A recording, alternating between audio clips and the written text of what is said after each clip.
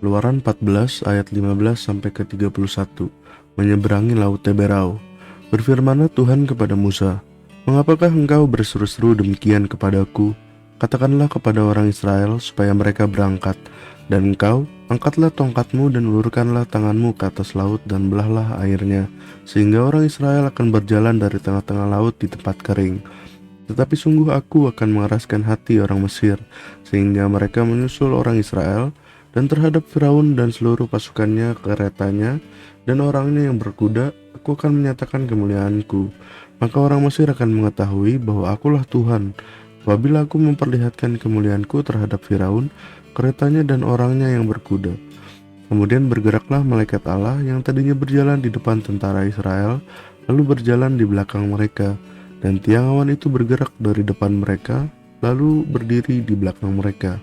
Demikianlah tiang itu berdiri di antara tentara orang Mesir dan tentara orang Israel. Dan oleh karena awan itu menimbulkan kegelapan, maka malam itu lewat, sehingga yang satu tidak dapat mendekati yang lain semalam-malaman itu. Lalu Musa mengulurkan tangannya ke atas laut, dan semalam-malaman itu Tuhan menguakkan air laut dengan perantaraan angin timur yang keras, membuat laut itu menjadi tanah kering. Maka terbelahlah air itu. Demikianlah orang Israel berjalan dari tengah-tengah laut di tempat kering, sedang di kiri dan di kanan mereka air itu sebagai tembok bagi mereka. Orang Mesir mengejar dan menyusul mereka, segala kuda Firaun, keretanya, dan orangnya yang berkuda, sampai ke tengah-tengah laut. Dan pada waktu jaga pagi, Tuhan yang di dalam tiang api dan awan itu memandang kepada tentara orang Mesir. Lalu dikacaukannya tentara orang Mesir itu. Ia membuat roda keretanya berjalan miring dan maju dengan berat, sehingga orang Mesir berkata, "Marilah kita lari meninggalkan orang Israel, sebab Tuhanlah yang berperang untuk mereka melawan Mesir." Berfirmanlah Tuhan kepada Musa, "Ulurkanlah tanganmu ke atas laut, supaya air berbalik meliputi orang Mesir, meliputi kereta mereka dan orang mereka yang berkuda." Musa mengulurkan tangannya ke atas laut, maka menjelang pagi berbaliklah air laut ke tempatnya, sedang orang Mesir lari menuju air itu. Demikianlah Tuhan mencampakkan orang Mesir ke tengah-tengah laut. Berbaliklah segala air itu, lalu menutupi kereta dan orang berkuda dari seluruh pasukan Firaun yang telah menyusul orang Israel itu ke laut. Seorang pun tidak ada yang tinggal dari mereka. Tetapi orang Israel berjalan di tempat kering dari tengah-tengah laut, sedang di kiri dan di kanan mereka air itu sebagai tembok bagi mereka. Demikianlah pada hari itu Tuhan menyelamatkan orang Israel dari tangan orang Mesir, dan orang Israel melihat orang Mesir mati terhantar di pantai laut. Ketika dilihat orang Israel betapa besarnya perbuatan yang dilakukan Tuhan terhadap orang Mesir, maka takutlah bangsa itu kepada Tuhan, dan mereka percaya kepada Tuhan dan kepada Musa hambanya itu. Ya, shalom Pak Wi, shalom Pak Mos. Kita ketemu Shalom, lagi, kita ngobrol. Kemarin kita udah sempat bahas yang mengenai Paskah ya. Sekarang ini setelah Paskah kita baca, oh ternyata bangsa Israel dituntun nih sekarang nih, mereka keluar. Nah, ternyata dalam proses keluar itu mereka menuju tanah yang ini ada proses-prosesnya, ada peristiwa-peristiwa. Terutama peristiwa yang menarik itu adalah di daerah yang mereka menyeberang itu, yang kalau kita baca dalam Alkitab yang terkenal adalah Musa membelah air. Nah, kemudian bangsa Israel menyeberang yang namanya Laut Teberau atau Laut Merah ya. Nah, mungkin itu yang kita akan bahas pada hari ini. Coba kita kulik-kulik deh, kita bagikan juga kepada pemirsa, ada kejadian apa aja sih di kejadian di Laut Teberau ini? Ada peristiwa apa aja? Bagaimana Tuhan menuntun mereka, atau ada peristiwa yang dahsyat, Tuhan menunjukkan kuasa? Kita akan bahas pada siang hari ini. Oke. Mungkin dari saya sih ini, kemarin setelah saya baca ya, ternyata peristiwa ini banyak sekali yang menarik gitu loh. Kalau kita sebagai orang Kristen, ketika kita dulu kecil, kita selalu diajarkan kan di sekolah minggu, bagaimana Musa membelah yang namanya laut itu loh. Itu yang selalu kita ingat gitu loh, peristiwa itu. Tapi ternyata kalau kita baca di dalam Alkitab, banyak sekali yang banyak hal-hal yang menarik, kuasa-kuasa Tuhan yang menunjukkan lebih banyak lagi selain di ini apa membelah air laut ini. Kalau kita baca lebih detail lagi tuh eh, ternyata ada tiang awan juga, ada tiang api juga. Terus kejadian itu kalau dulu kita lihat, misalnya kita pernah lihat nonton ya di film ya, eh, mereka mungkin menggambarkan kan bagaimana pengen menggambarkan peristiwa Alkitab difilmkan Iya. dan kejadiannya itu siang hari. Misalnya Musa membelah itu kita nonton, oh kejadiannya siang hari ya mungkin itu karena keterbatasan film. Tapi Iya. ternyata kalau kita baca bener nggak ini? Ternyata kejadiannya itu di tengah malam, bermalam-malaman gitu loh. Ketika membelah laut itu kejadiannya malam. Mungkin ini juga sesuatu hal yang nanti kita bisa bahas yang Iya. menarik kayak gitu ya.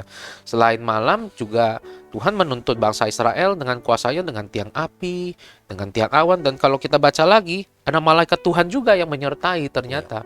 Ya, ternyata benar-benar kalau kita baca di Tebrau ini bangsa Israel ini benar-benar diproteksi habis. Dikawal Tuhan benar-benar loh. Bangsa Israel tidak perlu capek ya, hanya cukup berjalan mengikuti tuntunan Tuhan aja sih. Nah, mungkin ini nanti kita coba bahas ya. Kira-kira dari Pak Wi setelah dibaca kemarin mendapatkan apa? Ada kronologi apa, atau dari Pak Amos juga boleh mendapatkan kronologi apa? Silakan. Ya, Oh, ya. Lawi yang lebih muda. Terima kasih Pak Mos. Ya, jadi ini tentang menuju ke Laut Tebrau ya Pak ya. Setelah bangsa Israel itu keluar karena kuasa Tuhan, karena dipimpin Allah dari cengkraman Raja Firaun. Itu pun bangsa Israel sebenarnya sudah merupakan satu keajaiban Pak. Sampai akhirnya karena tulah ke-10 itu bangsa Israel keluar. Nah, pada perjalanan menuju suatu tempat, ya nanti ke suatu daerah yang telah dijanjikan Allah, yaitu tanah Kanaan yang berlimpah susu madunya, dia harus melalui proses nih. Nah, kalau kita lihat dari keluar dari tanah Mesir, dia harus melewati suatu daerah Pak, padang gurun. Sebenarnya kalau di dalam Alkitab itu dikatakan sebenarnya dia ada bisa bypass gitu loh. Ada satu tempat ini yang mungkin daerah Jalannya orang lebih dekat ya. ya daerah orang Filistin. Nah, tapi Allah menuntun umat ini untuk berputar gitu loh. Iya. Kenapa? Karena mungkin karena ini juga bangsa Israel ini mereka berjalannya secara bedol desa gitu ya. Mereka banyak sekali. Nah, mereka tidak mau Tuhan ini memimpin mereka ini tidak mau melalui daerah Filistin. Takutnya di dalam Alkitab itu mereka berperang dan kemudian mereka hati-hati kembali lagi ke balik gitu loh. Nah, jadi di sini kita lihat Tuhan menuntun mereka. Tetapi yang memang ajaibnya sekali lagi dicatat ya, yang menjadi mengapa peristiwa keluaran ini menjadi satu peringatan yang atau seperti perayaan bagaimana Tuhan menyertai mereka.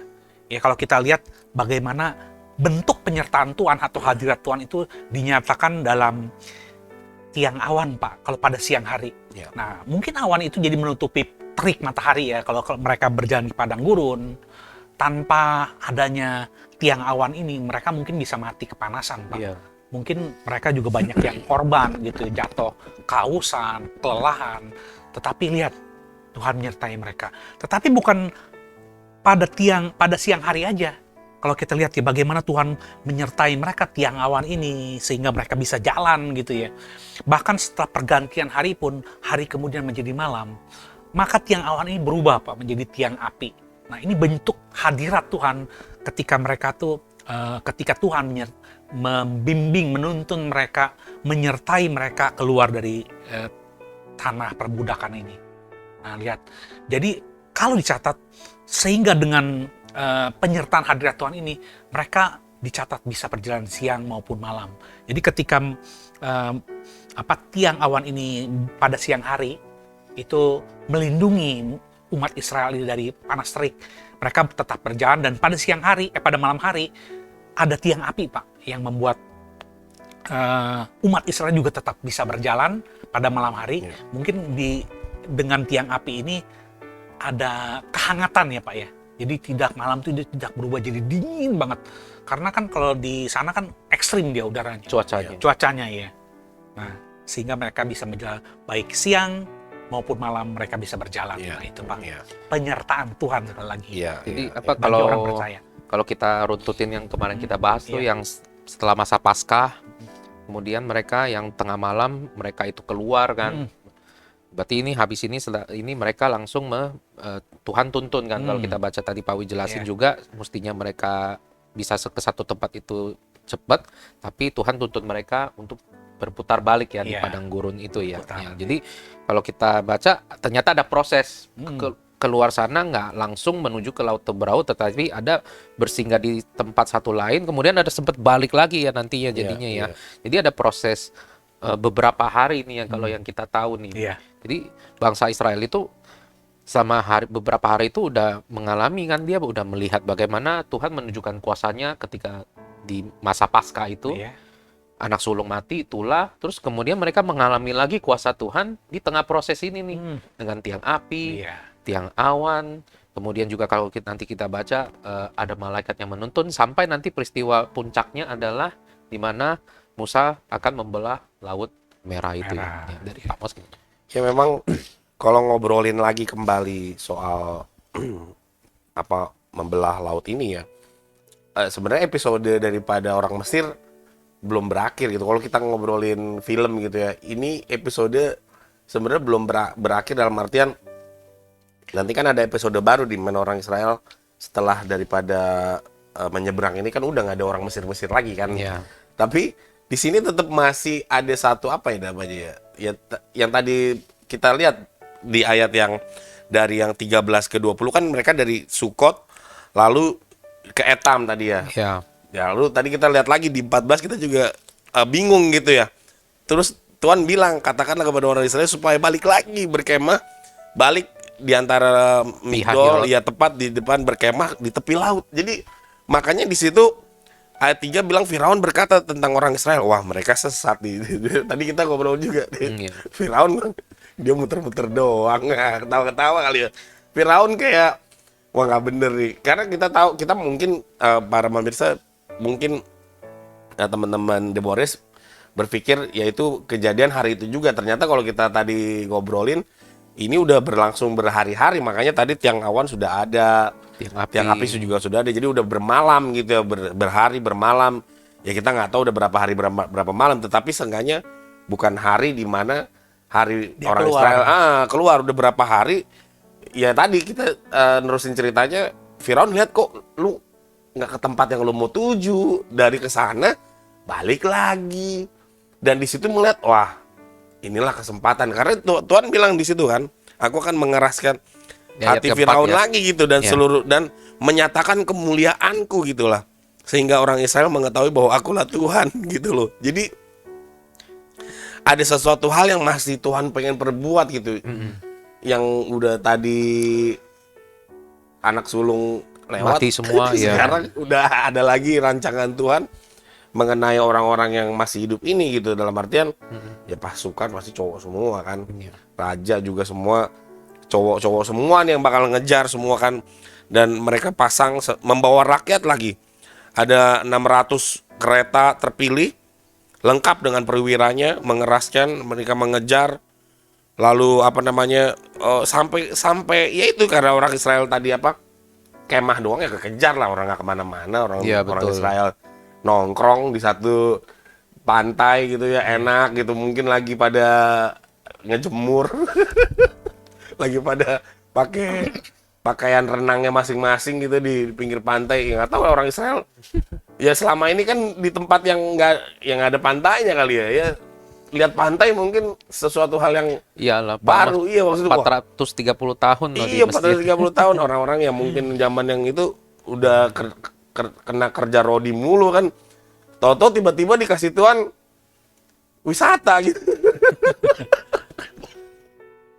Yang dulunya nggak pernah, ya maksudnya aku pikiran aja gitu, yang dulunya nggak kerja mati-matian ya dengan upah yang tiba-tiba Tuhan kasih refreshing gitu loh. Aku nggak, ya itu nggak kepikiran juga gitu ya. Ya kita tahu pantai kan tempat, iya dong tempat orang refreshing kan, Iya, orang-orang.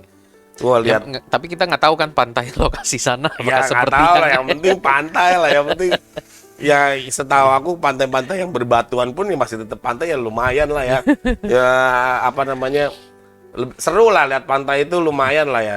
Apa namanya nongkrong di pantai lebih enak gitu ya.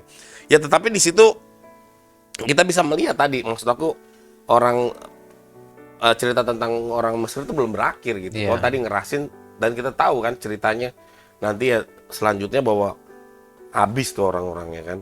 Dan cerita ini juga tentang apa namanya yang menarik daripada ya ini salah satu ikonik juga kan daripada cerita Musa ya. Iya. Musa itu apa aja sih sebenarnya yang apa namanya ajaibnya? Ya itulah. Ya maksudnya kalau Oh, Tulah kan udah Allah lah, lewat. ya Allah lah yang bekerja Oh, lah. Kalau yang dia sendiri itu kan kayak batu digetok. Iya. Ya harus ya maksudnya ada banyak sebenarnya dan salah satunya yang ikonik kan ini kan gimana yang padahal kan Joshua juga pernah ngelakuin hal ini tapi Sungai Yordan ya kan dia skopnya lebih Kecil. ya lebih kecil tapi pernah dilakukan juga tapi ini maha dahsyat gitu ya bagaimana caranya ngebelah satu laut itu memang ada Tuhan bilang di situ tadi ada hal-hal yang apa sih namanya alamiah lah ya ada angin bertiup semalaman gitu ya itu nanti kita coba ya karena aku percaya sekali ya mungkin memang mukjizat itu bisa terjadi secara alamiah gitu apa maksudnya alam membantu tetapi juga banyak hal juga mukjizat ya memang nggak bisa di Proses, ada iya proses. nggak bisa kita misalnya apa namanya ibu-ibu yang pendarahan berapa belas tahun gitu tiba-tiba bisa langsung sembuh kan nggak make sense kan kalau misalnya itu bisa disebut alam gitu apa maksudnya Iya. Faktor alam. iya nggak bisa. faktor apa gitu ada banyak hal yang lumpuh tiba-tiba suruh jalan gitu kan banyak hal mujizat itu emang nggak apa namanya nggak bisa ditangkap gitu emang itu mujizat makanya kita sebut mujizat kan karena Kesembuhan secara iya tiba-tiba. karena gitu. kita nggak bisa define itu secara logika atau entah itu medis kah atau tapi kan kalau yang ini kan masih ada gitu Tuhan sedang bilang ditiup tuh semalaman nggak terjadi secara tiba-tiba pok ngek gitu kalau ya memang film yang paling seru film bercandaan yang paling seru ya mungkin ini recommended juga itu Bruce Almighty di mana Jim Carrey di situ karena dia melihat hidupnya itulah biasalah hidupnya kenapa gue jadi begini-begini aja dia pengen jadi kayak Tuhan gitu. Makanya waktu dia ngetes pertama kali kemampuan dia sebagai Tuhan ya ini salah satunya dengan cara membelah. Tapi dia waktu itu masuk ke dalam satu restoran, terus dia pesan sup. Dan dia coba. Dan supnya kebelah, orang ngeliat kaget gitu. Supnya airnya kebelah dua gitu. Wah berhasil ternyata. Iya maksudnya, karena saking ikoniknya ini apa namanya Peristiwa ya, ini ya. banyak lah ya kalau Tuhan Yesus kan berjalan di atas air itu kan ikonik banget makanya Iya. banyak orang pengen nyoba kan Iya. gimana para magician tuh pengen nyoba ya ternyata di bawah pasti dikasih apalah ya yang transparan nggak kelihatan supaya bisa berjalan di atas air banyak lah trik-triknya tapi banyak yang salah satu yang kita bicarain ini emang bener-bener besar banget gitu Iya, iya. bener-bener laut gue juga nggak habis pikir ya yang lain mungkin dulu Iya kalau kita lihat ini peristiwa ini juga momentum buat bangsa Israel, sejarah lagi. Benar-benar sejarah kan bagi mereka itu loh. Bagaimana nanti mereka menceritakan peristiwa ke anak-anaknya mereka dulu dibebaskan oleh Tuhan seperti begini gitu loh. Udah gitu juga yang saya belum pernah ketemu sih apakah dulu ya di catatan sejarah Mesir mereka mengalami peristiwa ini tapi tercatat gitu. Kalau sekarang kan kita tahu Mesir kan dulu kan hurufnya pakai hieroglif ya Iya, gitu ya. iya, Tapi iya. peristiwa ini nggak ada ya, nggak sempet kayak belum ada yang sempet bahas gitu dulu di tahun misalnya di sejarah Mesir itu terjadi tulah begini, terjadi apa gitu loh. Oh oke oke. Maksudnya Ya, itu kan juga salah satu mungkin bisa sebagai fakta Alkitab untuk memperkuat bahwa firman Tuhan ini benar. ya. Ini terjadi karena di sini aja kan tadi di ayat Keluaran 14 ayat 4 aku akan mengeraskan hati Firaun, aku akan menyatakan kemuliaanku sehingga orang Mesir mengetahui. Jadi Tuhan pengen orang Mesir tuh benar-benar tahu bahwa ada Tuhan yang benar-benar menyertai bangsa Israel gitu loh. Bukan seperti Tuhan yang orang Mesir sembah. Pasti kan mereka juga menyembah Dewa-dewa, berhala, iya. dewa asing kan. Tapi Tuhan pengen nunjukin nih, Ini kan jadi udah Firaunnya meninggal, pasukan meninggal. Harusnya ini juga menjadi satu kehebohan kan Iya.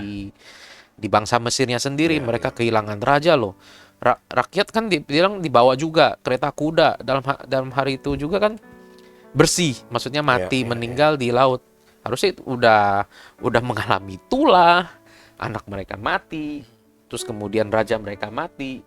Ya, harusnya sih ada catatan sejarah ya gitu ya, yang kan karena kan ini kan peristiwa yang sangat besar ya Pak Mus ya, kecuali misalnya satu orang meninggal ya itu kan beda lah gitu loh. Tapi ini adalah peristiwa yang besar, cuman kayaknya belum pernah lihat gitu loh, misalnya yang ahli-ahli peneliti yang sejarah Coba nanti catat ya. Kalau kayak kemarin pasti kan dulu pernah jelasin yang peristiwa air bah itu ada di sejarah kebudayaan kuno ya, ada Ya, di mana di bumi di apa mengalami satu peristiwa banjir yang hebat. Iya. Kemarin saya juga iseng kan di YouTube, saya buka ada itu fosil-fosil di pegunungan, entah itu di Everest atau di Himalayan, fosil-fosil ikannya di atas gunung-gunung Pak. Iya. Jadi mereka yang anak-anak generasi sekarang ini, mereka ke sana ketik-ketik batu, dibelah, ada tuh fosil-fosil ikannya. Jadi ikan itu fosilnya ada di ketinggian di gunung, di ketinggian berapa gitu. Iya. Nah itu kan mungkin bisa kita tahu bahwa peristiwa itu pernah ada gitu loh. Iya. Mungkin dulu ikan setelah air surut, ikan itu nyangkut di gunung, jadi fosil kan. Nah ini kan sebenarnya kan juga peristiwa sejarah kan ya. Cuman kita belum pernah melihat ya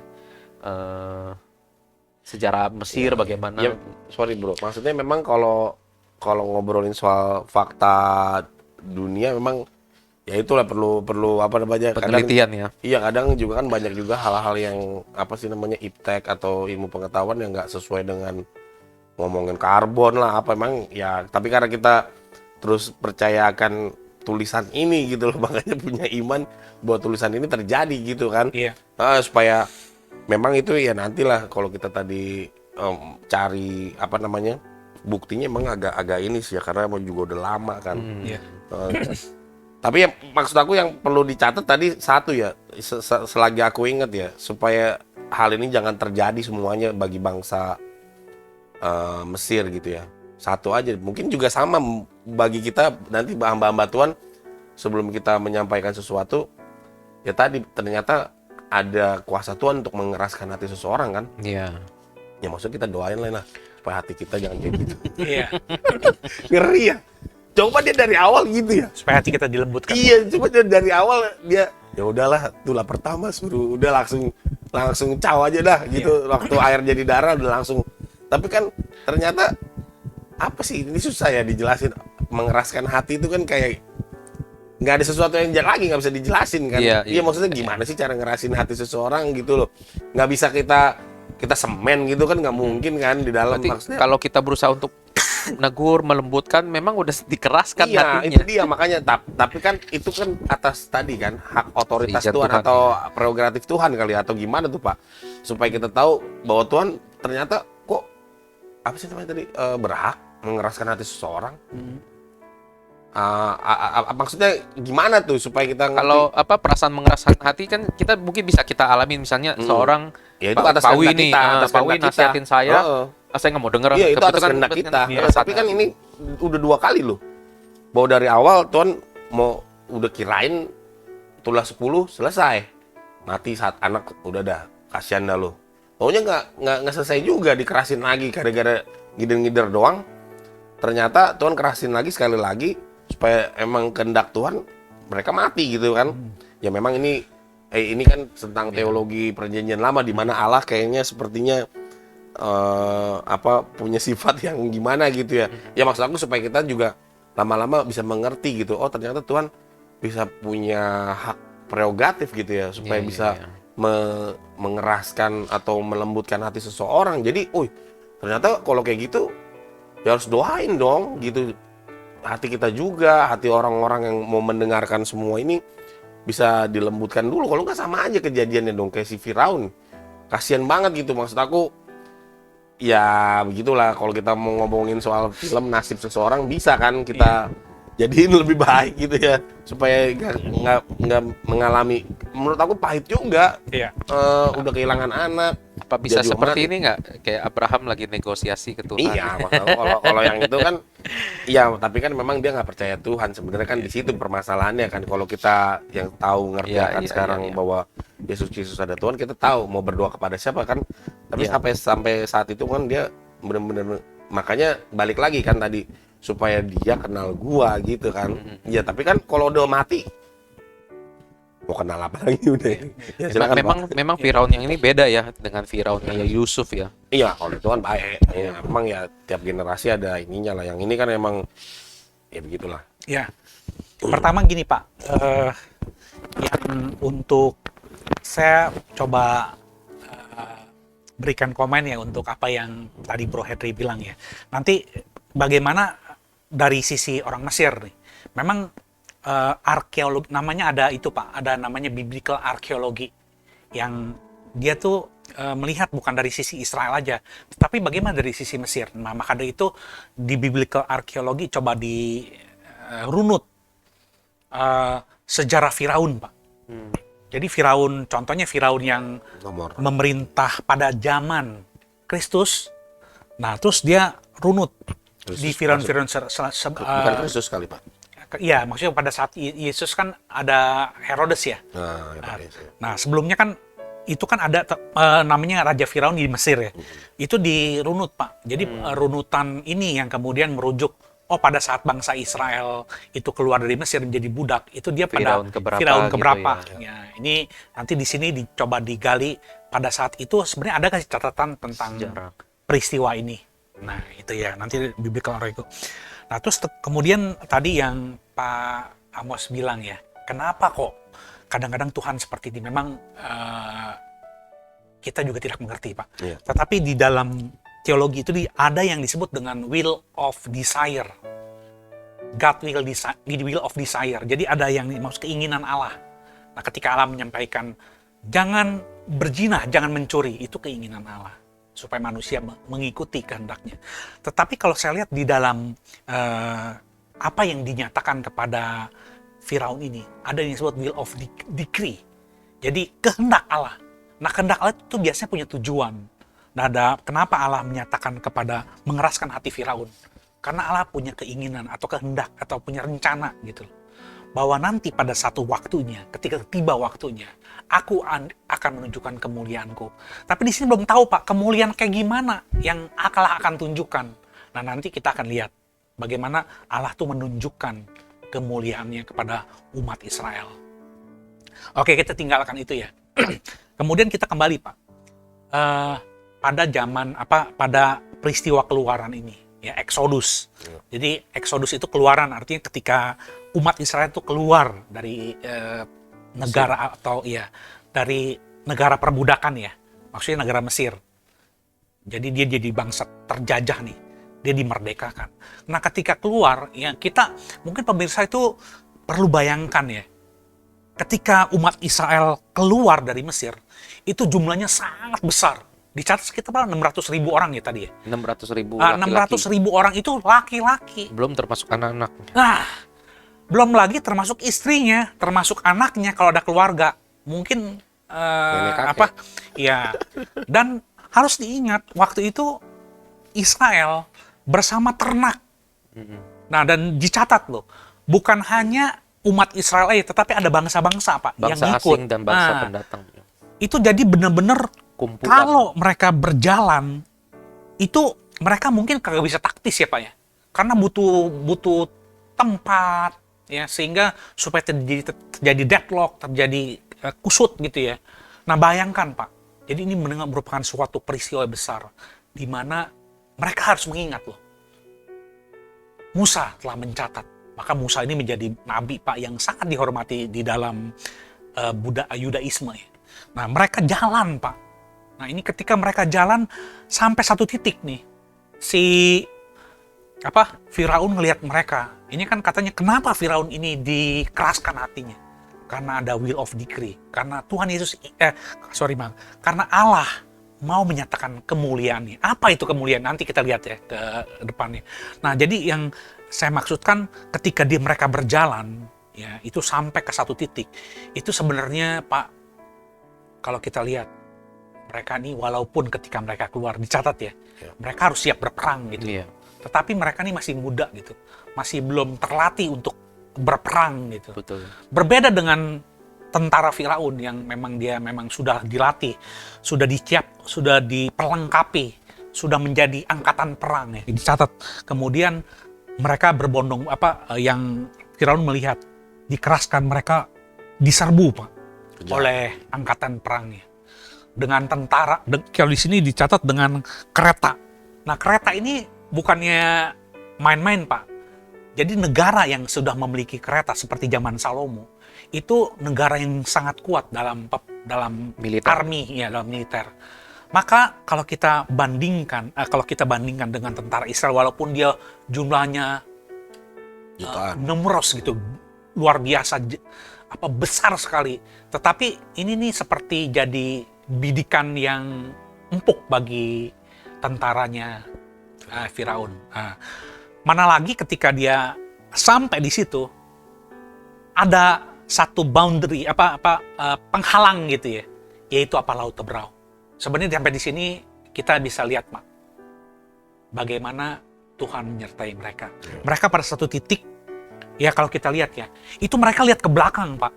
Itu mereka melihat ada rombongan yang tentara berkuda berjalan dengan kereta kudanya.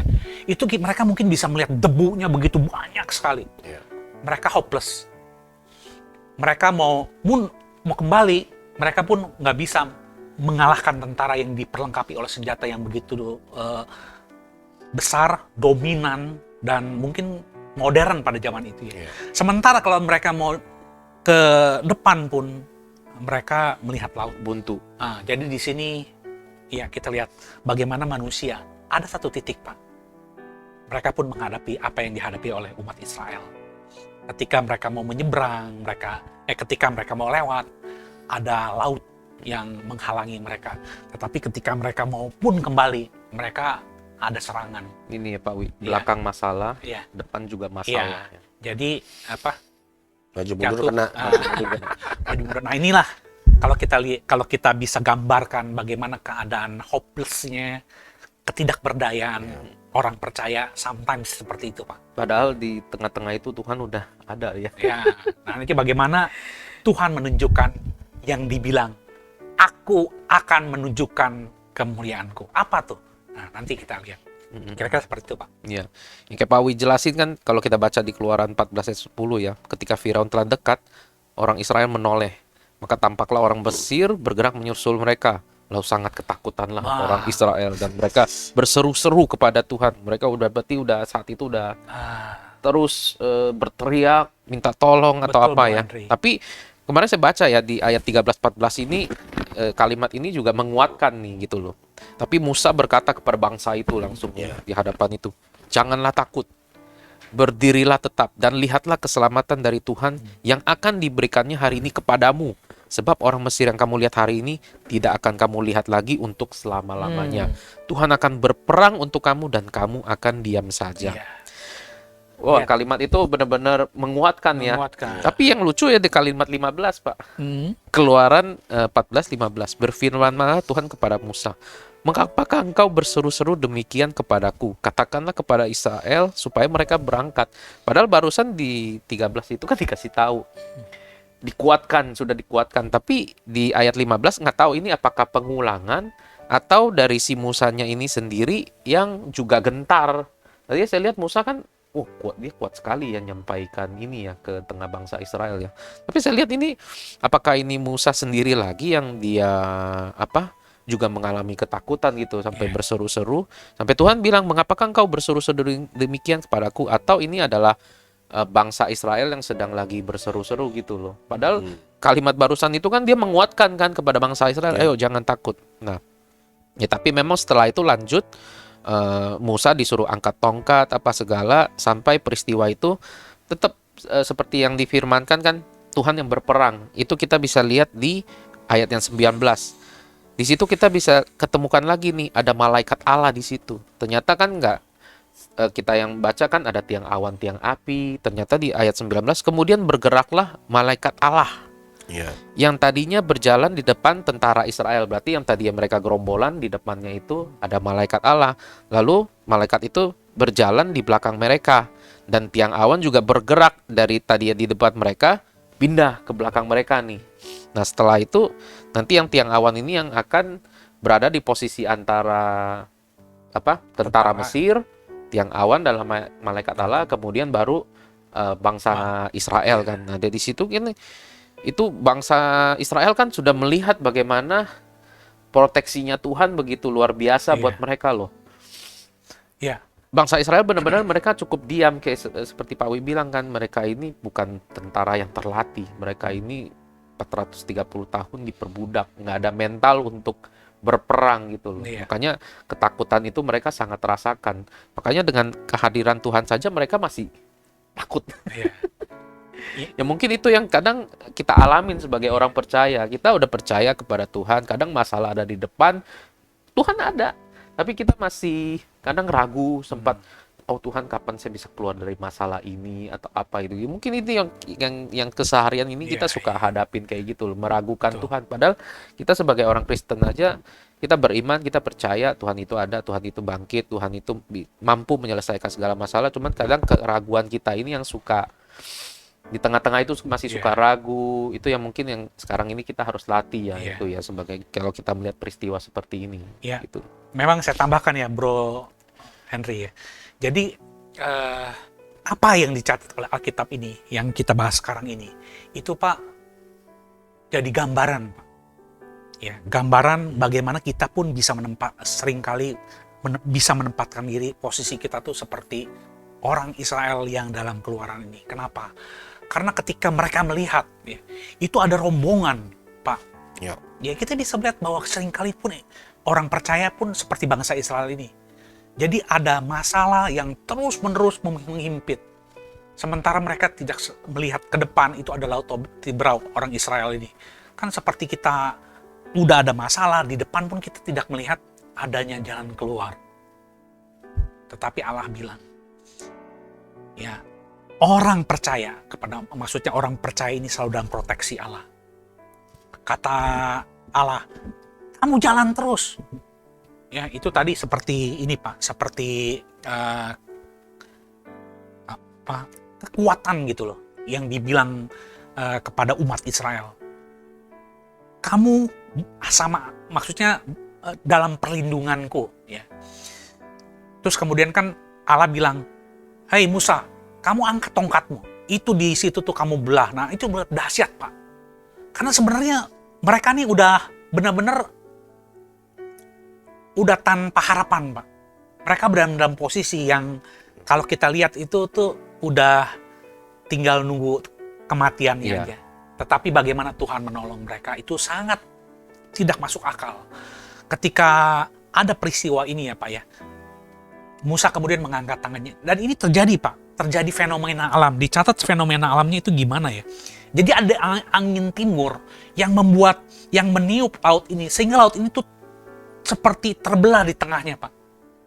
Dan begitu kuatnya angin timur ini sehingga tuh membuat dia tuh bisa dilewatin. Nah, ketika terjadi mujizat di mana tadi yang tiang awan ya, malaikat Allah yang awalnya di depan, dia kemudian bergerak ke belakang. Jadi berada di antara pasukan Mesir yang sedang mengejar nih. Sehingga mereka tidak bisa terlalu dekat. Kenapa? Karena ada begitu banyak debu, Pak. Begitu banyak gumpalan, mungkin Asap atau sehingga mereka nggak bisa terlalu jelas menerobos gitu. Karena kan mereka nggak tahu ini jalan apa gitu. Apakah ini batu? Nah ini yang dihadapi oleh tentara Israel. Sehingga mereka nggak bisa dekat karena ada Tentara Mesir. malaikat Allah dan ada tiang awan yang membatasi mereka dengan orang-orang Israel. Nah sampai orang Israel lewat, itu mereka semalam-malaman, itu mereka tidak bisa nerobos, Pak. Nah ini bagaimana kalau kita lihat ya, seringkali orang percaya seperti ini. Mereka tidak tahu Tuhan apa sih sebenarnya rencana Tuhan dalam hidup? Rancangan. Iya, rancangan Tuhan. Kita nggak tahu, Pak. Sementara begitu banyak kondisi yang menghimpit, sebanyak kita nggak tahu, Tuhan, ini gimana lagi, Tuhan? Apa yang harus aku perbuat, Tuhan? Kata Tuhan, jalan. Bapak bayangin, Pak, bagaimana orang Musa tuh membuat mereka tuh beriman semua untuk melalui. Mereka mungkin juga ragu, ini apakah nanti sebentar lagi angin ini timur ini berhenti, kita semua tenggelam? Enggak, Pak. Semalam-malaman mereka lewat itu pasir, mungkin debu itu tuh tetap mengikuti membatasi antara tentara modern ini, tentara Mesir ini untuk tidak bisa nerobos gitu. Sehingga mereka bisa melalui. Nah, inilah bagaimana penyertaan Tuhan. Ya, kuasa Tuhan. Kuasa Tuhan. Sehingga mereka bisa melewati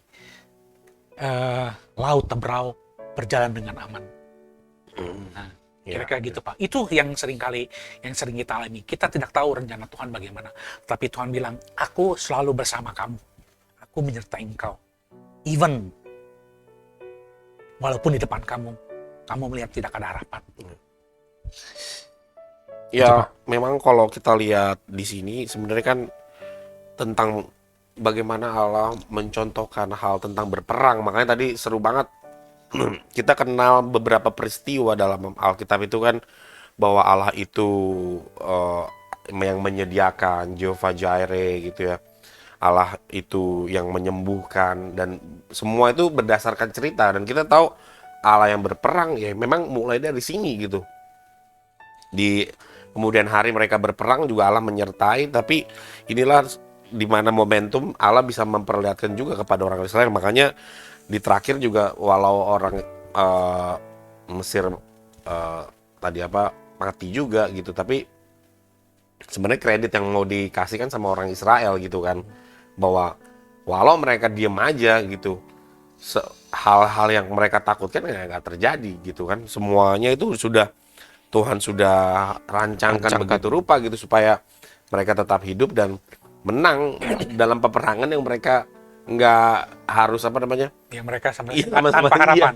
Sama sekali mereka nggak Perlu keluar tenaga. iya, nggak perlu mereka lawan balik gitu. Dan di sini Allah sudah istilahnya udah menggaransi gitu ya, udah garansi lu ke depan aman bro gitu. Udah kayak tanpa, ya memang kan tadi awalnya kan Tuhan takut menyesal waktu dia lewatin bangsa yang nanti mereka bisa perangin. Mereka kan ya di sini juga yang bercandanya juga, mereka juga nyesel, wah ternyata dulu gua harusnya bisa ngeles berenang nih. Ternyata enggak juga. Oh ya udah nggak apa-apa. Dan yang ajaibnya juga angin itu, ya kan angin bisa niupin sesuatu hal yang masanya berat, tetapi nggak meniup orang yang lewat di tengahnya ya. Ya maksudnya aneh juga gitu. Dia meniup sesuatu hal yang masanya berat, ya air segede begitu kan, nggak tahu masanya berapa tuh, tingginya berapa. Ya sampai dibilangnya, iya maksudnya udah kayak kita bayangin kayak di Sea World aja gitu, di sebelah kanan kiri. Tapi kita ya aman lah dalam ininya. Tapi ini kan bisa gitu kan, airnya bisa dengan angin yang, ya makanya tadi, apakah anginnya tadi masih tetap tiup? Apakah berhenti? Kan kalau berhenti artinya iya habis dong. Berarti kan ya dong ajaibnya di situ lah. Maksudnya ini angin bisa niup air yang begitu berat, yang dalam masa yang besar kan itu kan Pak. Ya laut, air laut. Kayak kita tadi, satu wadah di mana wadahnya ini bukan di ember gitu, tapi di satu ya makanya tadi aku kurang tahunya berapa besar ini laut bisa. Artinya kalau misalnya lautnya tingginya begini, kalau kita belah, entah itu tingginya naik, lautnya naik, atau permukaan airnya makin lama ke kanan atau tambah ke kiri dong. Kalau misalnya tadi kering, dengan Bapak bilang tadi dengan 2 juta orang atau lebih, yang masa lewat satu-satu, maksudnya ngebelahnya nggak mungkin semeter kan? Iya, pasti besar. Iya, ngangaknya itu loh Pak, yang ngangaknya daripada pembelahan ini, tadi orang jalan masa dua orang, kalau nggak kan kekejar kali atau gimana ya, maksudnya ramean pasti kan, ya pasti dari makanya kita tadi lumayan juga berpikir tuh, oh ternyata dengan masa segitu banyak, itu jalan harus tersedia gitu loh. Kalau enggak berantakan, susah jalannya satu-satu gitu, Karena nggak bisa. kita mikirnya nggak hanya nyebrangin orang, tapi ada binatang Iya, segala. makanya maksudnya harus, makanya tadi aku bilang ini gede banget berarti apa celah yang dibikin sama Tuhan melalui angin tadi, tetapi angin itu sendiri nggak menganyutkan atau nggak membuat orang Israel jadi terpelanting gitu loh. Iya. Karena ditiup satu angin. Karena kalau kita lihat video-video di YouTube kan ada tuh di berbagai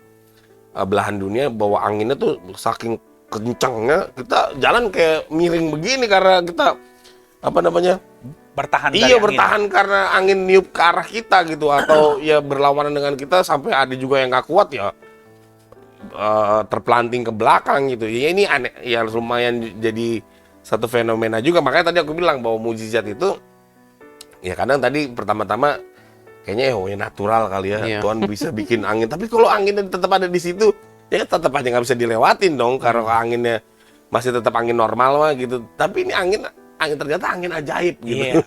Nah ini Pak, kalau kita lihat Pak ya dalam peristiwa keluaran ini benar-benar Pak, Allah ya, Allah Israel itu membuat tanda-tanda heran, tanda-tanda ajaib, sehingga mereka tuh seharusnya mereka tuh sadar siapa Allah mereka, siapa Allah kita Pak ya. Iya. Jadi begitu banyak tanda-tanda yang diberikan kepada orang Mesir agar mereka percaya pada Tuhan. Tapi kita lihat nanti proses selanjutnya apakah mereka tetap setia kepada Allah.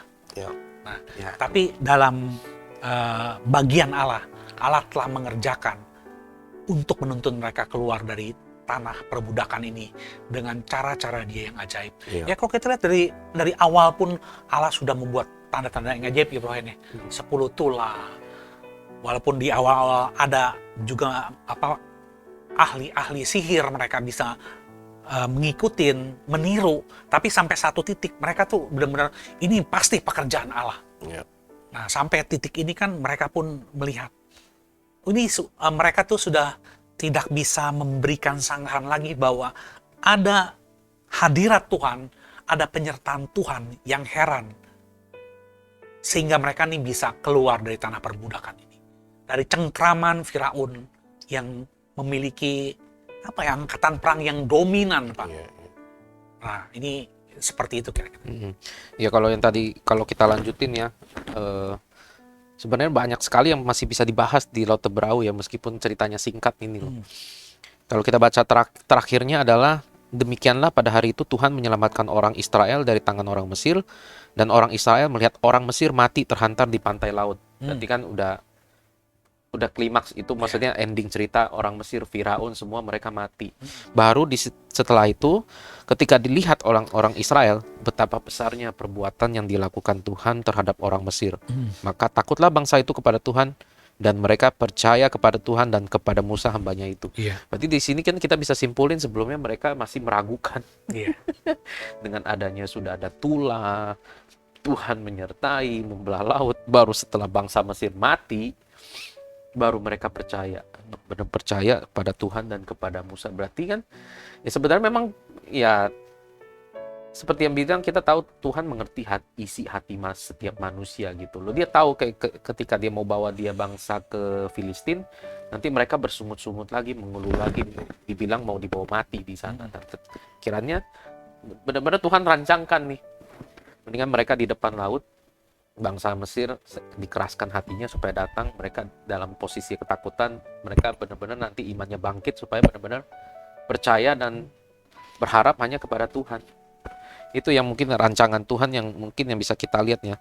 Kalau kemarin saya juga lihat ya, dari sisi bangsa Israel ini, mereka udah ngalamin yang namanya 10 tulah. Udah juga melihat sampai yang terakhir anak sulung mati, semua manusia, binatang. Juga udah dilihat tiang api, tiang awan, bahkan ada pernyataan malaikat Tuhan. Tapi tetap masih meragukan Tuhan. Iya. Bersungut-sungut kan mereka kan, yang ketika bangsa Israel, bangsa Mesir, tentara datang. Nah, sampai pada peristiwa Tuhan menunjukkan peristiwa yang dahsyat ini nih, sampai bangsa Mesir musnah, baru mereka bisa percaya gitu loh. Nah, ini kan kita lihat bagaimana bangsa Israel sudah berada di tengah-tengah Tuhan, di tengah proteksi Tuhan, masih sempat ragu, Pak. Iya. Nah, sekarang ini kita gimana nih? Maksudnya sekarang kita udah sebagai orang percaya, kita percaya kepada Kristus nih. Kristus kita kan adalah Tuhan dan Allah juru selamat kita. Apakah sekarang ini kita juga yang menonton, apakah kita masih meragukan Tuhan? Iya. Ini adalah sesuatu peristiwa yang nggak pernah kita lihat. Peristiwa Laut Teberau, peristiwa Mesir, kita sekarang hanya bisa membaca nih di zaman generasi kita sekarang ini nih. Terus peristiwa Tuhan mati di atas kayu salib itu kita nggak pernah bakal bisa lihat punya. Paling kita hanya bisa nonton secara film, orang memfilmkan, tapi kita harus percaya. Itu yang mungkin yang sekarang ini yang saya dapatkan, maksudnya meskipun hanya membaca, meskipun hanya kita berdiskusi, tapi iman kita harus bangkit gitu. Kita harus percaya kepada Tuhan. Ini memang sesuatu hal yang sangat sulit dikerjakan juga, karena sebagian ada orang yang percaya, ada sebagian orang yang memilih untuk tidak percaya. Nah, itu kembali lagi kepada pilihan kita masing-masing gitu. Iya. Itu yang ini yang mungkin yang bisa saya bagikan di Laut Teberau. Mungkin sebagai statement closing, apakah dari Pak Wi ada yang lain atau Pak Amos? Ya, kalau kita sebagai umat Tuhan ya, peristiwa umat Israel ini menjadi pelajaran juga bagi kita ya. Bahwa waktu itu pun bahkan sampai perjanjian baru dikatakan, Pak, engkau menghendaki tanda. Ya, kalau kita lihat tanda apa sih yang kurang ketika mereka keluar dari tanah Mesir? Bagaimana tanda-tanda itu dinyatakan oleh Allah? Ya, seringkali kita juga mungkin mentalnya seperti orang Israel ini ya.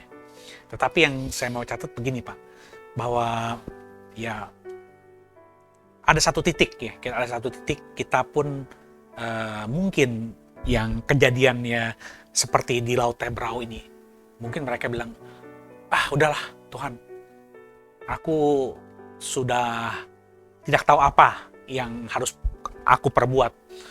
Jadi kalau Tuhan bilang aku suruh jalan, ya udah aku akhirnya jalan aja ya, karena mereka dipimpin akhirnya kan Musa suruh angkat tangan ya. Ya mungkin dalam hidup kita juga gitu, Pak. Ya ada satu titik ya kita pun tidak tahu jalan ke depan tuh bagaimana. Sementara kondisi saat ini, mungkin yang sebagian pemirsa hadapi, apakah sakit penyakit, apa penderitaan, apakah masalah keuangan, itu begitu menekan sehingga kita tuh sepertinya, aduh Tuhan, ini saya udah nggak ada harapan lagi. Saya tidak bisa tahu ke depannya apa, karena demikian berat apa yang aku rasakan, apa yang aku alami, apa yang aku derita. Kesesakan itu terlalu besar, Tuhan. Ya, tetapi kalau Tuhan bilang dia mau buka jalan, Tuhan bisa buat sesuatu yang ajaib. Tentu kita tidak berharapkan Tuhan bisa instan ya, tetapi melalui pembaharuan budi, pengertian juga. Tuhan, kalau Daud tuh bilang, Tuhan angkat aku. Enggak, dia bilang, Tuhan sertai aku. Ketika aku melalui dalam lembah kekelaman, aku tidak takut bahaya, karena aku percaya Tuhan besertaku. Gadamu dan tongkatmu itu yang menyertai aku. Ini kita juga masih belajar dari Daud ya. Jadi seringkali dengan seperti ini ya, kita tetap harus meletakkan percaya, mengerjakan bagian kita. Bagian Israel apa? Dia berjalan, Pak. Di depan ada laut, kumpulan air yang begitu besar, mereka bisa mati tenggelam, tapi Tuhan bilang berjalan. Sementara pemimpin mereka Musa disuruh membelah, udah mereka jalan, Pak. Sehari-harian mereka melewati, Pak, umat yang begitu besar. Sampai mereka tiba menyeberang, Bapak tahu, bisa bayangin. Kemudian Musa diminta Tuhan, dan kemudian air itu kembali bersatu. Tapi ketika air bersatu, tentara Israel ini udah di tengah-tengah nih. Nah, mereka mati semua. Nah, seperti itulah kira-kira kalau kita bayangkan bahwa orang percaya pun ada satu titik. Mereka harus meletakkan percayanya. Percaya pada apa? Pada janji firman Tuhan. Kalau Tuhan bilang, aku akan menyertai engkau, ya udah. Kita nggak bisa berotak. Sometimes kita pun tidak bisa apa-apa. Karena begitu besar misalnya, kayak orang-orang pandemi ini. Apa mereka bisa bilang, aku nggak mau pandemi, aku doain supaya pandemi ini, virus ini diangkat? Kan nggak bisa, Pak. Kita laluin dengan hikmat kita. Ya, mungkin ada yang satu dua yang orang dipecat, di PHK, kan ini berat ini. Sementara kan hidup kan harus terus berjalan. Usaha mereka kemudian deadlock, cash flow mandek, kagak bisa jalan kan, bangkrut akhirnya. Nah, tapi bagaimana? Apakah kita sebagai orang percaya ini percaya bahwa Tuhan terus menyertai kita, Pak? Nah, inilah yang kita bisa pelajarin, Pak. Bahwa kalau orang percaya, dia harus percaya penuh. Sometimes kita nggak tahu di depan apa, tapi kalau kita percaya Tuhan terus memimpin kita, even kita tidak tahu, tetapi kita percaya, bukan karena kuat dan gagah kita, Pak, karena kita percaya bahwa Tuhan memimpin. Gitu. Ya dari saya itu aja, Pak. Iya, memang pelajaran yang aku, karena biasa dalam Bible Talk itu bikin ada inspirasi lah ya, namanya, kita ngobrol-ngobrol. Oh, ternyata yang aku dapetin adalah ini soal mentality juga gitu, mentalitas tadi kata Bro Hen, kenapa atau orang Israel bisa begitu gitu ya. Ada dua kan tadi yang dinyatakan sebagai fakta bahwa jangan-jangan bangsa ini menyesal tadi kan, kalau misalnya kita lewat bangsa Filistin tadi. Yang kedua memang pas waktu udah dikejar sama orang Mesir tadi, mereka kan mengatakan di ayat yang ke si 12B-nya, ya kan? Atau dia di atasnya lah, apa nggak ada kuburan lagi, gitu kan? Itu satu mentality yang apa ya? Aku pikir Down ya, bukan down lagi, maksudnya emang kayak begitu orangnya. Yang kedua apalagi? Udah gue bilangin, udah jangan ganggu kita deh, kita udah enak di sini. Di ayat yang ke-12A-nya. Ya. Orang lebih baik kok kami bekerja pada orang Mesir daripada mati di padang gurun. Jadi udah mindset mereka emang nih kayak ngebawa satu bangsa, sebenarnya nggak mau pengen pergi kayaknya. Emang Tuhan aja yang tarik gitu, karena iya memang udah jadi apa sih namanya, Perjanjian dengan Abraham. dan udah jadi skenario harus. Tapi sebenarnya orang-orang ini gak mau dibawa. Ini soal mentality, makanya tadi Tuhan pengennya lewat cepet kan tadi. Tapi ternyata ini orang bakal nyesel langsung. Tambah lebih riuh kali ya ininya, apa namanya, satu responnya tambah banyak. Maksud aku teringat sama perwira di Kapernaum gitu, atau perwira di mana tuh ya, di pas Tuhan Yesus disamperin gitu. Udah ngomong aja sepatah kata aja, yang buat hambanya yang udah sekarat gitu ya. Karena kita tuh biasanya disuruh datang gitu ya, kalau atasan kita atas ngomong iya kita gitu. Terus lu bilang nih orang imannya kagak ada di antara orang Israel sama sekali gitu. Beda sama orang kayak begini. Nggak, maksud aku apa ada hubungannya sama pekerjaan? Iya, maksudnya ada apakah iman kita juga bakal ditentukan oleh jabatan kita gitu atau pekerjaan kita, karena kita tahu mereka udah ya memang ada satu statement yang mengatakan lebih sulit untuk mencabut Mesir dari orang Israel daripada keluar daripada Mesir gitu kan. Iya, keluar dari Mesir mah gampang. Tapi mental Mesir yang ada dalam diri orang Israel saat itu yang sulit. Makanya sampai 40 hari dan sampai benar-benar generasi yang ini kan emang nggak masuk. Yang generasi yang lahir di padang gurun lah yang masuk ke, karena mereka karena udah nggak ada mental kayak begini semua gitu. Udah tahu ditolong kayak tadi tulah. Iya, tadi lautnya kebelah udah kayak kita aja yang siwot nggak sampai segitu kan. Iya, tapi tetap abis ini nanti teman-teman kita yang lain nanti mungkin ngobrol soal Mara Elim, tetap sungut-sungut lagi. Lanjutin lagi aja sampai kejadian keluaran sampai habis. Ini orang generasi bakal sungut-sungut terus gitu. Jadi intinya walaupun mujizat Tuhan tadi mau sedahsyat apapun, kalau misalnya kita dihadapin sama orang-orang kayak gini, maksud aku iya, jadi sebenarnya pelajarannya tadi iya Tuhan begitu dahsyat, tapi kalau mengenai orang gitu ya, apakah ada hubungannya gitu. Tadi kalau aku bandingin sama perwira yang minta anak buahnya sembuh, udah nggak usah datang Tuhan, ngomong aja pasti sembuh. Tapi dengan mereka udah ngelihat segala hal yang begitu fantastik, tapi tetap aja loh nggak ada kuburan di Mesir. Udah gue bilangin jangan ganggu kita udah enak di sono gitu. Sama yang ketiga sama tambah lagi, orang lebih enak kerja sama dia gitu daripada nyari-nyari apa sih istilahnya ngais-ngais makanan di padang gurun. Di sono mah udah terjamin makanan. Maksudnya udah sampai segitunya loh. Iya. Satu pola pikir yang atau mentality yang ya ini ternyata Tuhan harus kikis gitu. Iya. Tuhan harus Cuci ya. cuci udah sampai benar-benar dihilangin dulu. Makanya kadang ya aku selalu gitu. Ini generasi di Indonesia ini yang maksudnya kita tahu lah kasus-kasus sekarang udah sampai ancur-ancuran banget itu. Apakah perlu satu generasi dipotong gitu ya? Maksudnya sampai sebegitunya gitu untuk menghidupkan satu bangsa jadi lebih baik lagi gitu. Karena kalau ada orang-orang kayak begini di satu bangsa ya susah gitu. Selalu ya mungkin kita juga bisa mendoakan bangsa kita juga. Ya kita tahu lah generasi-generasi orang tua yang sekarang ini yang menghasilkan kondisi yang sekarang gitu. Karena mereka punya mentality di mana kalau seorang yang jenderalnya pangkatnya begitu ya harus diturutin gitu walau perintahnya berlawanan dengan hukum gitu kan ya ini jadi kayak masalah.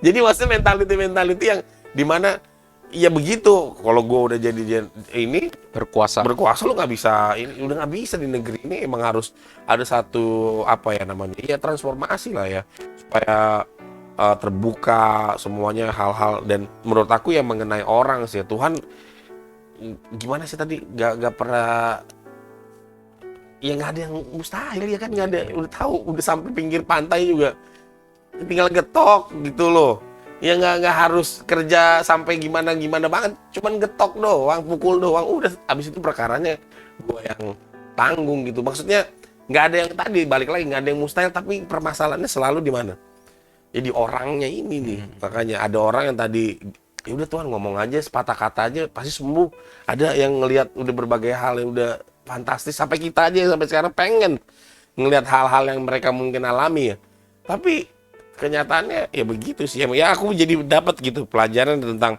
bahwa Allah terus bekerja walaupun kita diam aja tetapi balik lagi lah kita mau ya tadi lah mungkin doa kita jangan kita keraskan hati kita terus juga ya puji Tuhan bilang berubahlah oleh pembaruan budimu gitu ya supaya kita bisa mengenal Allah lagi lebih baik lagi dan menerima semua apa kehendak dia tadi kayak Pak Uwi bilang mungkin ada kehendak dia yang mungkin benar-benar untuk kemuliaan Tuhan ya gitulah kehendak Tuhan harus kita terus terima gitu ya supaya hidup kita sejalur lah ya serencana dengan hal-hal yang Tuhan inginkan dalam kehidupan kita itu aja sih. Iya, jadi menarik ya, maksudnya dari cuma hanya peristiwa Laut Teberau, cuman kita bahasnya bisa banyak ya. Kita bisa lihat dari mentality bangsa orang Israel, terus bagaimana kehendak Allah rancangannya untuk bangsa Israel, dan itu juga bisa menjadi pelajaran buat kita juga ini. Dan kita juga bersyukur nih sampai pada hari ini. Saya percaya Tuhan benar-benar nggak meninggalkan kita sampai pada saat ini, generasi kita. Karena kenapa? Kita masih bisa sempat baca nih peristiwa zaman-zaman dulu. Orang yang zaman dulu aja disuruh mengingat akan kejadian-kejadian itu. Tapi kita yang sekarang ini kita masih bisa melihat, membaca, diskusi gitu loh. Dan itu kita dapatkan ada pesan-pesan moral, ada pesan-pesan bagus bagaimana kita menjadi orang harus lebih baik lagi yang terutama adalah seperti yang tadi yang Pak Amos bilang tuh, mentality kita harus kita transformasi juga di dalam diri kita nih. Nah, kita yang sebagai orang percaya teruslah membaca Alkitab, mengkulik Alkitab, ya diskusilah seperti begini gitu loh. Itu menambah wawasan kita. Nah, mungkin sekian dari kita pada hari ini. Saya dengan Henry, saya dengan Amos, Saya Wijaya. Nah, kita akan kembali di episode berikutnya dan semoga itu bisa memberkati buat teman-teman yang menonton acara ini. Shalom, Tuhan Yesus memberkati. Shalom. Tuhan Yesus memberkati.